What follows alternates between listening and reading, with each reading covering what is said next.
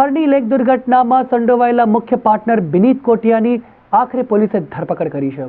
વડોદરા શહેરમાં 18 જાન્યુઆરીએ સાંજે હરણી તળાવમાં બાળકો અને શિક્ષકો સાથેની બોટ ડૂબી જતા 12 થી વધારે બાળકો અને 2 શિક્ષકો સહિત 14 થી વધારે લોકોના મોત થયા હતા, જેમાં પોલીસે 6 આરોપીઓની ધરપકડ કરી છે।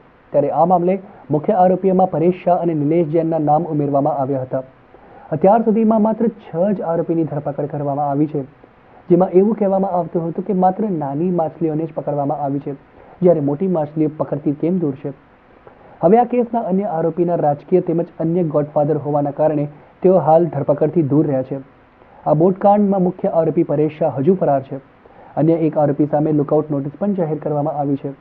આ કેસનો એક આરોપી વિનીત કોટિયા, જે મુખ્ય પાર્ટનર કહેવાય છે, તેની ક્રાઇમ બ્રાન્ચે ધરપકડ કરતા હવે વધુ વિગતો બહાર આવવાની શક્યતા છે।